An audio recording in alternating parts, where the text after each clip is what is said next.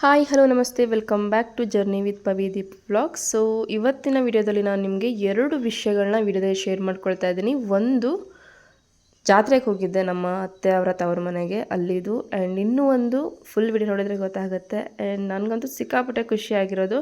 So ಇಷ್ಟು ದಿವಸ ನಾನು ವೆಯ್ಟ್ ಮಾಡಿದೆ, ಯಾಕೆಂದರೆ ಒಂದು ಸ್ವಲ್ಪ ದಿವಸ ಆದಮೇಲೆ ಆ ವಿಡಿಯೋನ ಹಾಕೋಣ ಅಂತೇಳ್ಬಿಟ್ಟು ಸ್ವಲ್ಪ ಒಂದು 1 ವೀಕ್ ತನಕ ವೆಯ್ಟ್ ಮಾಡಿಬಿಟ್ಟು ಈ ವಿಡಿಯೋನ ಹಾಕ್ತಾ ಇರೋದು. ಆ್ಯಂಡ್ ನಾನು ಸ್ಟಾರ್ಟಿಂಗಲ್ಲೇ ಆ್ಯಂಬುಲೆನ್ಸ್ದು ಒಂದು ವಿಡಿಯೋ ಕ್ಲಿಪ್ಪಿಂಗ್ ಹಾಕಿದ್ದೆ.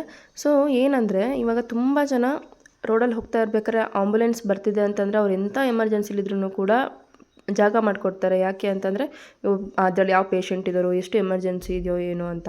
ಸೊ ಅದೇ ರೀತಿ ನಾವು ಕೂಡ ಅಷ್ಟೇ, ರೋಡಲ್ಲಿ ಹೋಗ್ತಾ ಇರ್ಬೇಕಾದ್ರೆ ಆಂಬುಲೆನ್ಸ್ ಬರ್ತಿದೆ ಅಂತ ಆರನ್ನು ನೋಡಿಕೊಂಡು ನನ್ನ ಗಂಡ ಎಲ್ಲರಿಗೂ ಸೈಡ್ಗೆ ಹೋಗಿ ಆಂಬುಲೆನ್ಸ್ ಬರ್ತಿದೆ ಅಂತೆಲ್ಲ ಹೇಳಿ ಜಾಗ ಎಲ್ಲ ಮಾಡಿಕೊಟ್ರೆ ಅವನು ಒಳ್ಳೆ ನಿದ್ದೆ ಹೊಡ್ಕೊಂಡು ಬರೋರ ಥರ ಆರಾಮಾಗಿ ಬರ್ತಿದ್ದ. ಸೊ ಗಾಡಿ ಅಷ್ಟು ಜಾಗ ಖಾಲಿ ಇದ್ರೂ ಕೂಡ, ರೋಡಲ್ಲಿ ಅಷ್ಟು ಖಾಲಿ ಎಲ್ಲರೂ ಪ್ಲೇಸ್ ಬಿಟ್ರು, ಆಂಬುಲೆನ್ಸ್ ಬರ್ತಿದೆ ಅಷ್ಟು ಸೈರನ್ ಹಾಕ್ಕೊಂಡು ಆಂಬುಲೆನ್ಸ್ ಬರ್ತಿದೆ ಅಂತ ಜಾಗ ಬಿಟ್ರು ಒಳ್ಳೆ ನಿದ್ದೆ ಮಾಡ್ಕೊಂಡು ಬರೋರ ಥರ ನಿಧಾನಕ್ಕೆ ಬರ್ತಿದ್ದು. ನಿಜ ಹೇಳ್ಬೇಕಂತಂದರೆ ತುಂಬ ಜನ ಪಾಪ ಎಂತೆಂಥದ್ದು ಅರ್ಜೆಂಟಲ್ಲಿ ಇರ್ತಾರೆ, ಏನೋ ಅವ್ರು ಟೆನ್ಷನಲ್ಲಿದ್ರು ಆಂಬುಲೆನ್ಸಲ್ಲಿ ಯಾರ್ದೋ ಒಬ್ರು ಜೀವ ಉಳಿಲ್ಲ ಅನ್ನೋದಕ್ಕೋಸ್ಕರ ಜಾಗ ಮಾಡಿಕೊಡ್ತಾರೆ. ಬಟ್ ಒಬ್ಬೊಬ್ರು ಯಾಕೆ ಈ ಥರ ಲೇಜಿ ಥರ ಆಡ್ತಾರೋ ಗೊತ್ತಿಲ್ಲ, ಇಲ್ಲ ಸುಮ್ಮನೆ ಅವ್ರಿಗೆ ಒಂದು ಜಾಗ ಬಿಡಲಿ ಅಂತ ಸೈರನ್ ಹಾಕೊಂಡ್ಬರ್ತಾರೋ ನಿಜ ಗೊತ್ತಿಲ್ಲ. ನಾನು ನಿಜವಾಗ್ಲೂ ಬೈಕೊಂಡೆ. ಸೊ ಅದಕ್ಕೋಸ್ಕರ ನಾನು ಕ್ಲಿಪ್ಪಿಂಗ್ನ ನಾನು ಆ್ಯಡ್ ಮಾಡಿದ್ದು. ಆ್ಯಂಡ್ ಅದಾದಮೇಲೆ ನಮ್ಮ ಚಿಕ್ಕಪ್ಪ ಮನೆ ಹತ್ರ ಫುಲ್ಲು ಜಾತ್ರೆ ವೈಬಿಂಗ್ ಸ್ಟಾರ್ಟ್ ಆಗಿತ್ತು. ಸೊ ಎಲ್ಲರ ಮನೆ ಹತ್ರ ಏರಿಯಾ ಫುಲ್ಲು ಲೈಟಿಂಗ್ಸ್ ಎಲ್ಲ ಹಾಕಿ ಈ ಥರ ದೇವ್ರ ಪೂಜೆ ಗೀಜೆ ಎಲ್ಲ ಸ್ಟಾರ್ಟ್ ಆಗಿತ್ತು.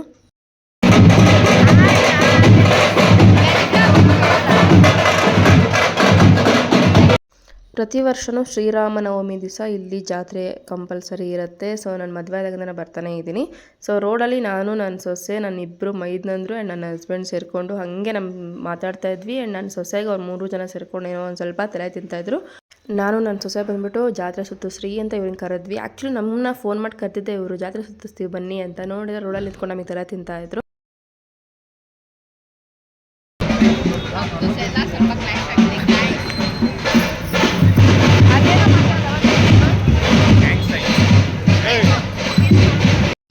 ಈ ಥರ ಎಷ್ಟೊಂದು ಹೂವಿನ ಪಲ್ಲಕ್ಕಿಗಳನ್ನ ಎಷ್ಟೋ ಡಿಫ್ರೆಂಟ್ ಥೀಮಲ್ಲೆಲ್ಲ ಮಾಡಿರ್ತಾರೆ.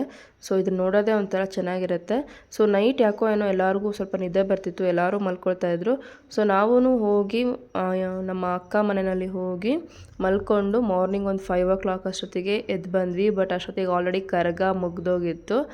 ಯಾವಾಗಲೂ ಕೂಡ ಒಂದು ರಾತ್ರಿ ಎಲ್ಲ ನಾವು ಮಲ್ಕೊಳ್ತಾನೆ ಇರಲಿಲ್ಲ. ನಾನಂತೂ ಒಂದು 2 ಸತಿ ಹೋದಾಗ ನಿದ್ದೆನೇ ಮಾಡಿರಲಿಲ್ಲ. ನೆಕ್ಸ್ಟ್ ಡೇ ಫುಲ್ಲು ಹೆಡ್ಡೇಕು ಹಂಗಾಗ್ಬಿಟ್ಟಿತ್ತು. ಈ ಸತಿ ಹಂಗಾಗೋದು ಬೇಡ ಅಂತ ನಾನೇನು ಮಾಡಿದೆ, ಸರಿ ಅಂತ ಹೋಗಿ ಒಂದು 2-3 hours ಮಲ್ಕೊಂಡು ಎದ್ಬಿಟ್ಟು ಬರೋಣ ಅಂತ ಹೋಗಿ ಬರೋ ಅಷ್ಟೊತ್ತಿಗೆ ಆಲ್ರೆಡಿ ಅದು ಕರಗ ಎಲ್ಲ ಎತ್ತಿ ಇಳಿಸ್ಬಿಟ್ಟಿದ್ರು ದೇವಸ್ಥಾನದಲ್ಲಿ. ಆಮೇಲೆ ಬಂದಮೇಲೆ ಈ ಥರದ್ದೆಲ್ಲ ಪಲ್ಲಕ್ಕಿಗಳೆಲ್ಲ ಬರ್ತಾಯಿತ್ತು. ಸೊ ಒಂದು ರೌಂಡ್ ಜಾತ್ರೆ ಸುತ್ತಕೊಂಡು ಹಾಗೆ ವೀಡಿಯೋ ಕ್ಲಿಪ್ಪಿಂಗ್ ತೊಗೊಂಬರೋಣ ಅಂತ ಹೋದೆ. ಮಾರ್ನಿಂಗು ಕ್ಲಿಪ್ಪಿಂಗ್ ತೊಗೋಬೋದಿತ್ತು, ಬಟ್ ಮಾರ್ನಿಂಗ್ ವೈಬ್ಗೂ ಮಿಡ್ ನೈಟ್ ವೈಬ್ಗೂ ತುಂಬಾ ಡಿಫ್ರೆನ್ಸ್ ಇರುತ್ತೆ.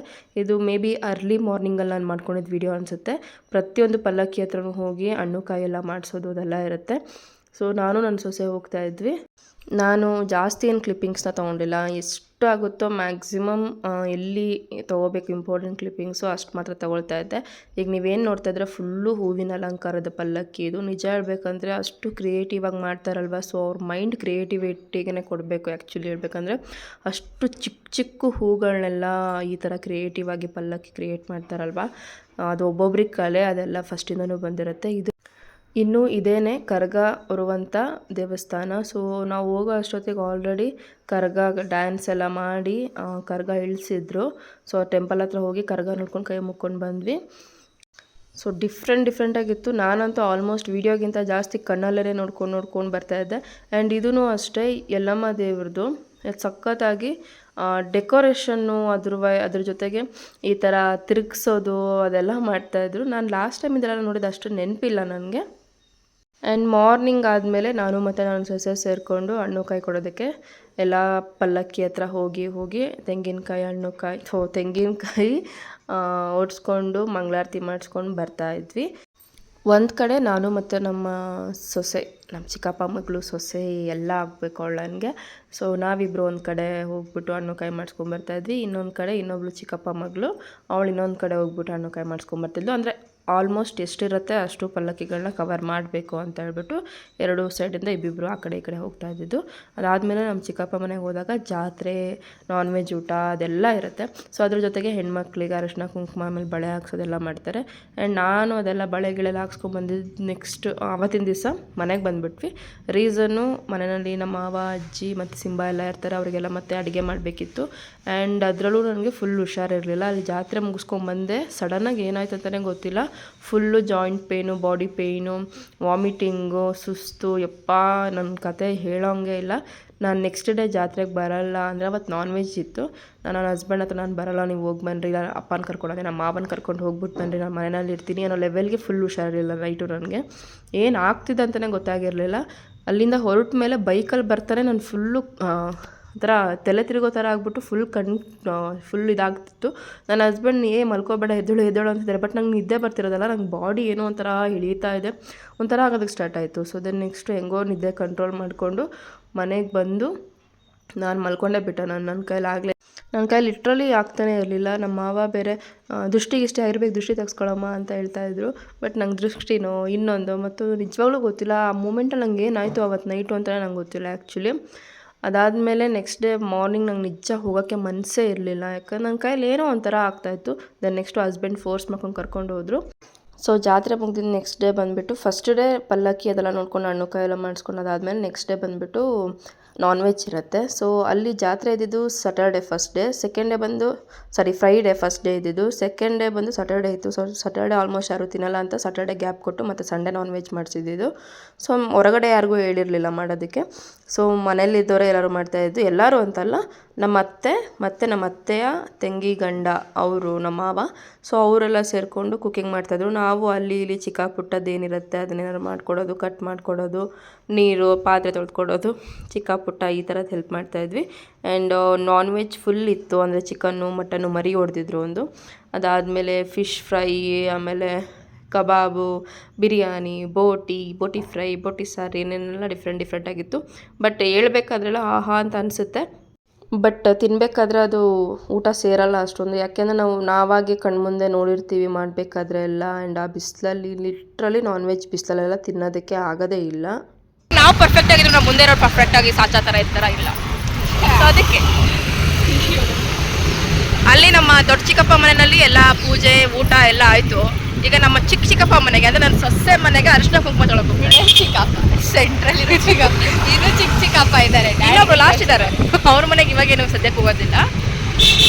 ಇವಾಗ ನಾನು ನನ್ನ ಸೊಸೆ ಸ್ಕೂಟಿನಲ್ಲಿ ಹೋಗ್ತಾ ಇದ್ದೀವಿ, ಇನ್ನೊಂದಿಷ್ಟು ಜನ ಬರ್ತಾರೆ. ಸೊ ಆವಾಗಲೇ ಹೇಳ್ದಂಗೆ ಅರಿಶಿನ ಕುಂಕುಮ ತೊಗೊಳೋದಕ್ಕೆ ಎಲ್ಲರೂ ನಮ್ಮ ಸೆಕೆಂಡ್ ಚಿಕ್ಕಪ್ಪ ಮನೆಗೆ ಬಂದಿದ್ವಿ. ಅವರೆಲ್ಲರಿಗೂ ಸೀರೆ ಎಲ್ಲ ತೆಗ್ದಿದ್ರು. ಅದಾದಮೇಲೆ ಎಲ್ಲ ಅಕ್ಕ ತಂಗಿರು ಎಲ್ಲರೂ ಸೇರಿಕೊಂಡು ಅವರಿಗೆ ಆಶೀರ್ವಾದ ಮಾಡ್ತಾಯಿದ್ರು. ಆ್ಯಕ್ಚುಲಿ ನಾನು ಆಫ್ಟರ್ ಮ್ಯಾರೇಜ್ ಮದುವೆ ಆಗಿ ಫ್ಯಾಮಿಲಿಗೆ ಯಾವಾಗ ಸೇರಿಕೊಂಡೆ ಅವಾಗಿಂದ ನಮ್ಮ ಅತ್ತೆ ಮನೆ ಸೈಡು ಜಾಸ್ತಿ ನನಗೆ ಅಟ್ಯಾಚ್ಮೆಂಟ್. ಯಾಕಂದ್ರೆ ಜಾಸ್ತಿ ಏನಾದ್ರು ಗೆಟ್ ಟುಗೆದರು ಇದೆಲ್ಲ ಜಾಸ್ತಿ ಆಗ್ತಾ ಇರುತ್ತೆ. ಸೊ ಪ್ರತಿ ಸತಿ ಏನಾದ್ರು ಒಂದು ಹಬ್ಬನೋ ಏನೋ ಇಂತಿದ್ದಾಗ ನಂಗೆ ಸೀರೆಗಳಂತೂ ಪಕ್ಕಾ ಬಂದೇ ಬರುತ್ತೆ. ನನ್ನ ಹತ್ರ ಆಲ್ಮೋಸ್ಟ್ ಮದುವೆ ಆದಮೇಲೆ ಜಾಸ್ತಿ ಸೀರೆಗಳು ಕಲೆಕ್ಷನ್ ಆಗಿದ್ದೆ ಇದರಿಂದನೇ ಅಂತಲೇ ಹೇಳ್ಬೋದು. ಇದರಿಂದ ಅಲ್ಲ, ಅರಿಶಿನ ಕುಂಕುಮ ಅಥವಾ ಈ ಥರ ಗೌರಿ ಹಬ್ಬ ಟೈಮಲ್ಲಿ ಆ ಥರ ಎಲ್ಲ ಇದ್ದಾಗ ನನಗೊಂದು ಸ್ಯಾರಿ ಸಿಗುತ್ತೆ ಪ್ರತಿ ಸತಿನೂ.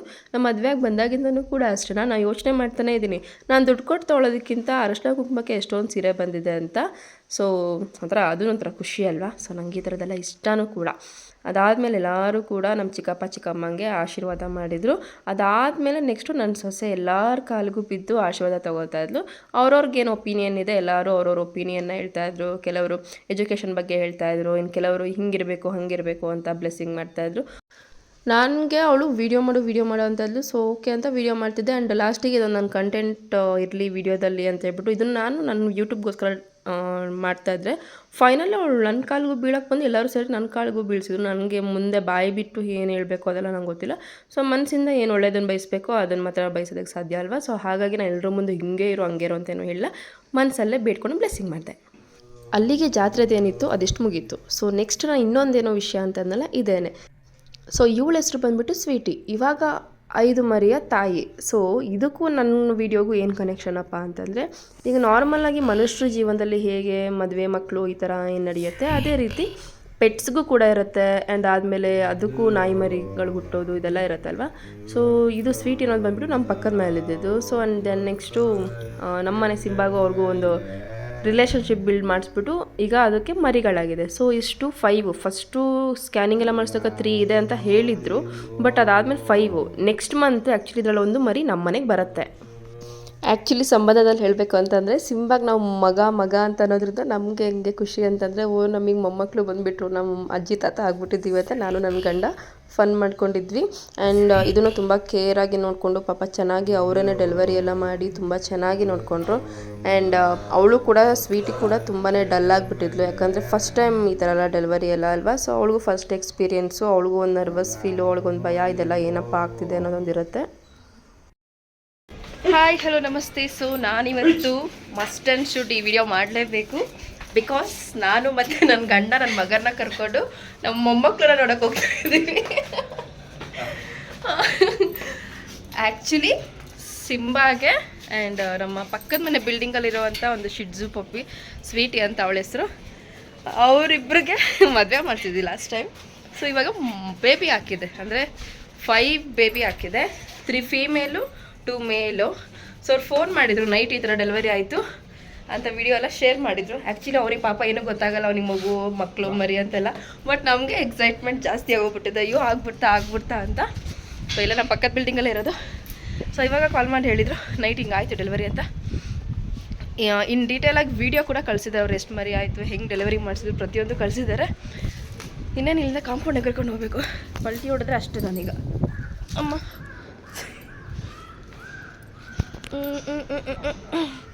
ಸೊ ಇವಾಗ ಸಿಂಬಾನ ಕರ್ಕೊಂಡು ಅಲ್ಲಿ ನಾವು ಮಗುನ ನೋಡ್ಕೊಂಬರೋದಕ್ಕಿಂತ ಹೋಗ್ತಾ ಇದ್ದೀವಿ. ಸೊ ನಮ್ಮ ಪಕ್ಕದ ಬಿಲ್ಡಿಂಗೇನೆ. ಇನ್ನೊಂದು 45 ಡೇಸ್ ಆದಮೇಲೆ ನಮ್ಮ ಮನೆಗೆ ಬರುತ್ತೆ ಒಂದು ಮರಿ.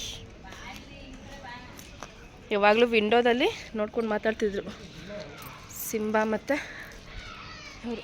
ಯಾವ ಕಡೆ ಎಂಟ್ರಿ ಇಲ್ಲಿ? ಎಲ್ಲಿ ಮೇಲ್ಗಡೆ ಎಲ್ಲಿ ಅಂತ ಎಂಟ್ರಿ? ಹಿಂದ್ಗಡೆನಾ?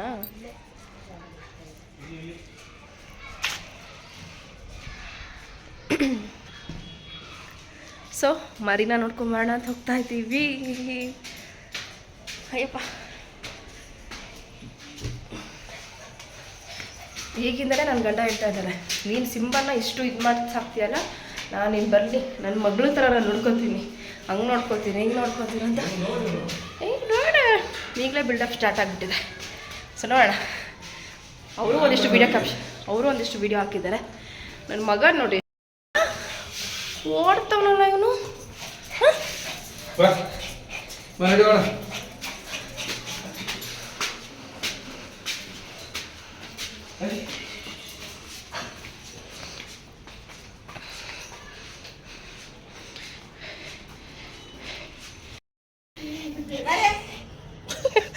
ಒಂದೇ ಸೌಂಡ್.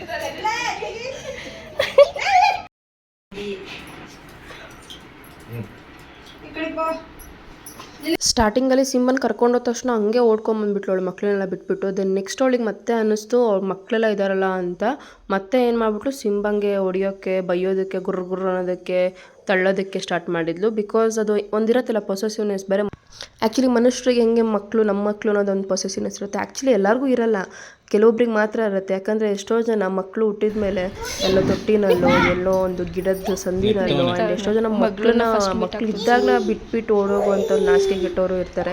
ಸೊ ಅಂಥವ್ರನ್ನ ಎಷ್ಟು ಚೆನ್ನಾಗಿ ಪ್ರೀತಿ ಮಾಡೋದ್ರೆ ಎಷ್ಟು ಖುಷಿ ಅನಿಸುತ್ತೆ. ಅಣ್ಣ ಒಂದು ಶಿಡ್ಜು ಪಪ್ಪಿ ಮರಿನ ಕೈಯಲ್ಲಿ ಎತ್ಕೊಂಬಂದು ಕೊಟ್ಟು ನೋಡ್ರಿ ಅಂತ.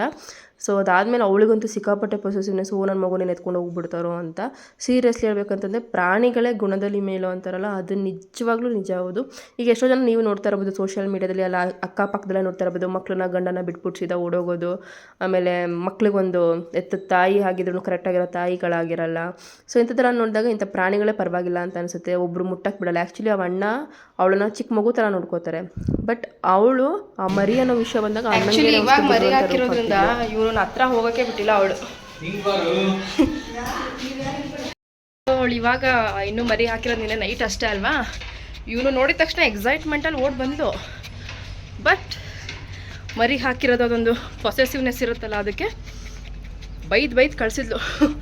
ಬಿಟ್ಟರೆ ಕಚ್ಚೆ ಬಿಡ್ತಿದ್ಲು. ಇವನು ಆಮೇಲೆ ಹೆದರ್ಕೊಂಬಿಟ್ಟ, ಎಲ್ಲಿ ಬಾಯಿಗೆ ಹಾಕ್ಬಿಡ್ತಾಳೋ ಅಂತ. ಯಪ್ಪ ಚೆನ್ನಾಗಿತ್ತು. ಇವನು ಅವ್ರ ಹೆಂಡ್ತಿಗೆ ಲೈನ್ ಹೊಡೆಯೋಕ್ಕೆ, ಅವಳು ಅವ್ರ ಮಕ್ಕಳನ್ನ ಪ್ರೊಟೆಕ್ಷನ್ ಮಾಡೋದಕ್ಕೆ. ಇಷ್ಟೊತ್ತಂಗೆ ಕೂತ್ಕೊಂಡು ಮಾತಾಡಿಕೊಂಡು ನೆಕ್ಸ್ಟ್ ಪ್ರೊಸೀಜರ್ ಎಲ್ಲ ನೋಡಿಕೊಂಡು ಬಂದ್ವಿ. ನಮ್ಮ ಮಗನ ನೋಡಿದ್ರಲ್ಲ, ಇದಾಗಿತ್ತು ಜಾತ್ರೆ ಮತ್ತು ನಮ್ಮ ಸಿಂಬಾ ಅಪ್ಪ ಆಗಿರುವಂಥ ವಿಷಯದ್ದು ಆ್ಯಂಡ್ ಸಿಂಬಾ ಮಕ್ಕಳದು ವೀಡಿಯೋಸು ಎಲ್ಲ ಹಾಕಿದ್ದೆ. ಆ್ಯಂಡ್ ವಿಡಿಯೋ ಲೇಟಾಗಿ ಅಪ್ಲೋಡ್ ಮಾಡೋದಕ್ಕೆ ರೀಸನ್ನೇ ಅದು. ಇನ್ನೂ ಚಿಕ್ಕದಾಗಿ ಹುಟ್ಟೆ, ಅಂದರೆ ನಾನು ವಿಡಿಯೋ ಮಾಡ್ಕೊಂಡಿದ್ದವಾಗ ರಾಮನವಮಿ ಆಗಿದ್ದು ಮಾರ್ಚ್ 27, ಇವ್ರು ಹುಟ್ಟಿರೋದು ಮಾರ್ಚ್ 30. ಅದರಲ್ಲೂ ನಮ್ಮ ಅತ್ತಿಗೆ ಬರ್ತ್ಡೇ ಅವತ್ತು. ಆ್ಯಕ್ಚುಲಿ ಅವತ್ತಿನ ದಿವಸ ಸಿಂಬಾ ಮಕ್ಳು ಹುಟ್ಟಿದ್ದಾರೆ. ಇನ್ಸಿಡೆಂಟ್ ನೋಡಿ, ಸಿಂಬಾ ಬರ್ತ್ಡೇ ಬಂದ್ಬಿಟ್ಟು December 3. ಅವತ್ತು ನನ್ನ ಓನ್ ಸಿಸ್ಟರ್ ಬರ್ತ್ಡೇ, ಅವತ್ತಿನ ದಿವಸನೇ ಇವನ್ ಬರ್ತ್ಡೇ. ಸೊ 2 ಮೆಮೊರಿ ಆಯಿತು. ಸಿಂಬಾ ಮಕ್ಕಳು ಹುಟ್ಟಿರೋದು ನಮ್ಮ ಅತ್ತಿಗೆ, ಅಂದರೆ ನನ್ನ ಹಸ್ಬೆಂಡ್ ಅವರ ಅಕ್ಕ ಬರ್ತ್ಡೇ ದಿವಸ. ಸೊ ಅದು ಒಂಥರ ಡಬಲ್ ಧಮಾಕ ಮೆಮೊರಿ. ಸೊ ಹಾಗಾಗಿ ಅದೊಂಥರ ಮೆಮೊರಿನ. ಆ್ಯಂಡ್ ಅಷ್ಟು ಬೇಗ ವೀಡಿಯೋ ಅಪ್ಲೋಡ್ ಮಾಡೋದು ಬೇಡ, ಈಗ ಮಕ್ಕಳು ಹುಟ್ಟಿದ್ರೇ ನಾರ್ಮಲ್ ಮಕ್ಕಳಿದ್ದನೇ ಸ್ವಲ್ಪ ದಿವಸ ತೋರಿಸ್ಬಾರ್ದು ಅಂತ ಹೇಳ್ತಾರೆ. ಸೊ ನಾನು ಸ್ವಲ್ಪ ಟೈಮ್ ತೊಗೊಂಡು ಇವತ್ತಿಗೆ ಎಷ್ಟು 7-8 ಡೇಸ್ ಆಯಿತು. ಸೊ ಇನ್ನೊಂದು 2-3 ಡೇಸಲ್ಲಿ ಅವರು ಕಣ್ಣು ಬಿಟ್ಬಿಡ್ತಾರೆ ಎಲ್ಲರೂ. ಆವಾಗಲೂ ಒಂದು ವೀಡಿಯೋ ಕ್ಲಿಪ್ಪಿಂಗ್ ತೆಗಿತೀನಿ. ಅವಾಗ ಪುಟ್ಟದಾಗಿ ಅಲ್ಲಿ ಇಲ್ಲಿ ಕಾಣಿಸ್ತಾ ಇರುತ್ತೆ ಕಣ್ಣು. ಸೊ ಅಲ್ಲಿ ಇಲ್ಲಿ ಹುಡ್ಕೊಂಡು ಹೋಗ್ತಾರೆ. ಸೊ ಆವಾಗ ಒಂಥರ ಚೆನ್ನಾಗಿರುತ್ತೆ. ಸೊ ಆವಾಗ ಒಂದು ಸತಿ ಹೋಗ್ಬಿಟ್ಟು ಅವ್ರ ಮನೆಗೆ ವಿಸಿಟ್ ಮಾಡಿಬಿಟ್ಟು ಇನ್ನೊಂದು ವಿಡಿಯೋ ಕ್ಯಾಪ್ಚರ್ ಮಾಡ್ಕೊಂಡು ಬರ್ತೀನಿ. ಸೊ ಇದಾಗಿತ್ತು. ಸೊ ನನ್ನ 2 ಏನಂತ ಹೇಳ್ತಾರೆ ಸ್ಪೆಷಲ್ ವಿಡಿಯೋ ಕ್ಲಿಪ್ಪಿಂಗ್ಸ್ ಅಟ್ಯಾಚ್ ಮಾಡಿ ಒಂದು ವ್ಲಾಗ್ ಮಾಡಿತ್ತು. ಸೊ ಜಾತ್ರೆ ವ್ಲಾಗು ನಂಗೆ ಸ್ಪೆಷಲ್, ಯಾಕಂದರೆ ಫ್ಯಾಮಿಲಿ ಗೆಟ್ ಟುಗೆದರ್ ಆಗ್ತಾ ಇರುತ್ತೆ.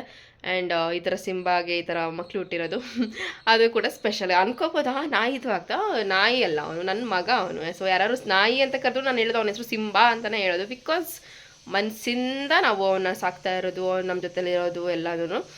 ಸೊ ಅದು ಅಂತ ಮೆಮೊರೀಸ್ ಅಲ್ವಾ. ಸೊ ಹಾಗಾಗಿ ಆ ಮೆಮೊರಿ ನನ್ನ ಮೊಬೈಲಲ್ಲಿ ಕ್ಯಾಪ್ಚರ್ ಮಾಡಿ ನನ್ನ ಲೈಫ್ ಟೈಮ್ ಮೆಮೊರಿ ಆಗಿರಬೇಕು ಅಂತ ಇಟ್ಕೊಂಡಿರೋದು. ಸೊ ಇಷ್ಟೋ ತನಕ ವೀಡಿಯೋ ನೋಡೋದಕ್ಕೆ ಪ್ರತಿಯೊಬ್ಬರಿಗೂ thank you so much. And ನನ್ನ ಚಾನಲ್ಗೆ ಯಾರೆಲ್ಲ ಸಬ್ಸ್ಕ್ರೈಬ್ ಆಗಿ. ಆ್ಯಂಡ್ ನೆಕ್ಸ್ಟ್ ವಿಡಿಯೋದಲ್ಲಿ ಸಿಗ್ತೀನಿ. ಅಲ್ಲಿವರೆಗೂ Tata, bye bye, take care.